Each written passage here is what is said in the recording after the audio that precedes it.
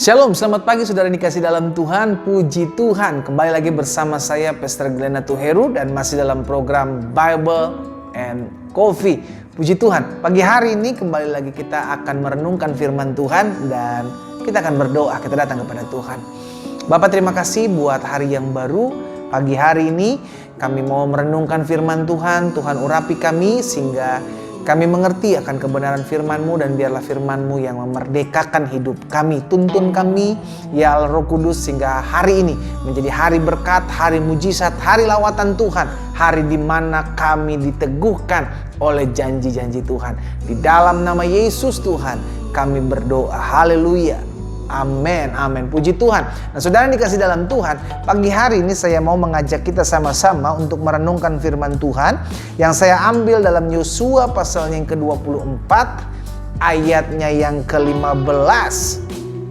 Yosua 24 ayat 15, Alkitab bilang begini, "Tetapi jika kamu anggap tidak baik untuk beribadah kepada Tuhan, pilihlah pada hari ini kepada siapa kamu akan beribadah.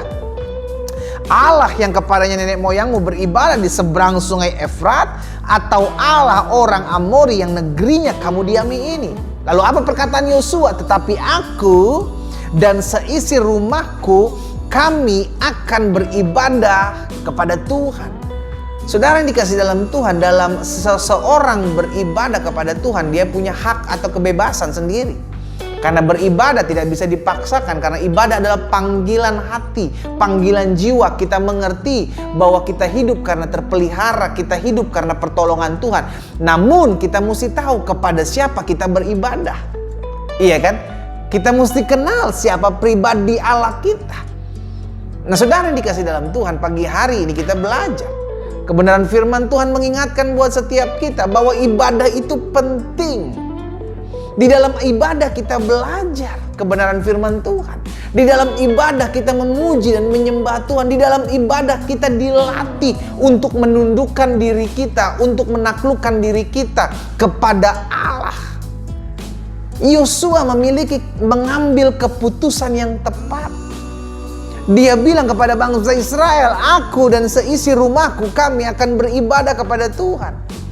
Apa yang kita pelajari dari perkataan Yosua ini? Aku dan seisi rumahku, kami akan beribadah kepada Tuhan. Yang pertama, kalau engkau beribadah, ajaklah keluargamu untuk beribadah. Engkau mungkin sebagai kepala keluarga, engkau mungkin sebagai ibu rumah tangga, engkau sebagai orang-orang muda, engkau sebagai anak, engkau mau beribadah, ajak keluargamu. Tapi pendeta dia tidak mau, itu urusan dia sama Tuhan. Yang penting bagian kita ajak, yuk kita sama-sama beribadah, yuk kita sama-sama datang kepada Tuhan. Kalau dia tidak mau, oh usah dipaksa. Karena ibadah adalah hubungan pribadi dengan seseorang, dengan Tuhan. Amin, saudaraku. Nah, apa pelajaran kedua dari perkataan Yosua? "Tetapi aku dan seisi rumahku, kami akan beribadah kepada Tuhan." Itu menandakan sebuah keputusan bahwa apapun yang terjadi, apapun badai hidup, saya dan keluarga saya bersama orang-orang yang ada dalam rumah saya tetap akan beribadah kepada Tuhan. Jadi kita beribadah tidak tergantung dengan keadaan. Kalau keadaan lagi baik, toko lagi rame, ekonomi lagi bagus, kita beribadah. Lalu kalau semuanya lagi digoncang sama seperti hari-hari ini, kita bilang, "Aduh udahlah capek gue ibadah juga gak ditolong Tuhan, ibadah juga masih aja begini ekonomi gue." Saudaraku, kita mesti ngerti, apapun yang terjadi kita mesti memperkatakan, apapun yang terjadi, aku akan tetap beribadah kepada Tuhan. Apapun yang menggoncang hidupku, aku tetap akan beribadah kepada Tuhan. Mungkin hari-hari ini kita melihat banyak gereja ditutup, belum lagi mulai ibadah onsite, ibadah online yang terjadi hari-hari ini. Namun apakah itu mempengaruhi hubungan kita dengan Tuhan? Harusnya tidak. Karena justru disinilah kita bisa melihat apakah benar-benar kita memiliki hubungan dan ketergantungan kita kepada Tuhan, atau ibadah kita hanya sekedar ibadah datang ke gereja rutinitas. Karena hari ini kita tidak dipaksa untuk datang ke gereja. Dia mau datang. Kalau udah buka itu pun gereja, saudara. Tapi kalau belum, maka kita hanya ibadah di rumah. Dan ibadah di rumah adalah benar-benar hubunganmu dengan Tuhan. Dan tidak ada yang mungkin melihat. Iya kan? Sehingga akhirnya disinilah teruji apakah benar-benar saya memberikan hidup saya memberikan diri saya kepada Tuhan. Dan Tuhan melihat hati. Jadi dua hal ini saya mau bagikan buat setiap kita. Bahwa yang pertama, perkataan Yosua, tetapi aku dan seisi rumahku kami akan beribadah kepada Tuhan. Jangan hanya beribadah sendiri di rumahmu. Ajak istrimu, ajak keluargamu, ajak orang tuamu, ajak anak-anakmu. Kalau mereka tidak mau, itu urusan mereka dengan Tuhan. Kita hanya menjalankan apa yang menjadi bagian kita. Kita ajak, yuk sama-sama kita beribadah kepada Tuhan. Kita doa sama-sama. Kita menaikkan pujian penyembahan sama-sama. Kita menaikkan membaca firman sama-sama. Yang kedua, apa makna perkataan dari Yosua? Tetapi aku dan seisi rumahku, kami akan beribadah kepada Tuhan. Kita diingatkan, jangan hanya beribadah kepada Tuhan pada saat keadaan susah. Jangan hanya beribadah kepada Tuhan pada saat keadaan baik, namun beribadahlah kepada Tuhan setiap saat. Karena kita tahu dengan beribadah itu membuktikan diri kita bahwa kita perlu Tuhan. Dengan beribadah itu membuktikan diri kita bahwa kita tidak bisa jauh-jauh dari Tuhan. Dengan kita beribadah kepada Tuhan itu membuktikan bahwa saudara dan saya adalah anak-anak Tuhan yang percaya bahwa Tuhan sanggup melakukan segala perkara dalam kehidupan kita. Kita tundukkan kepala. Kita datang berdoa kepada Tuhan. Bapa, terima kasih buat hari yang baru.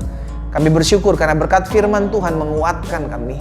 Hari ini kami mau berkata, tapi aku dan seisi keluarga akan beribadah kepada Tuhan. Kami tidak mau peduli apa yang terjadi di hadapan kami.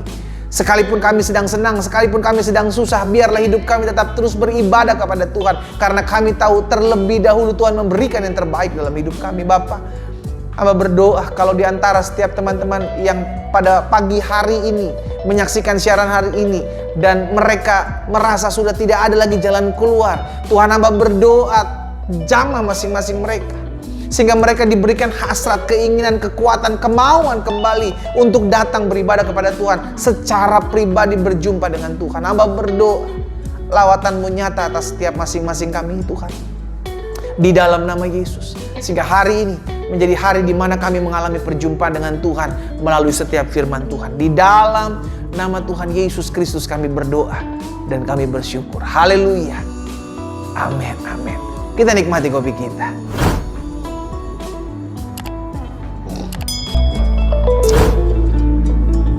Tetaplah beribadah kepada Tuhan. Tuhan Yesus memberkati.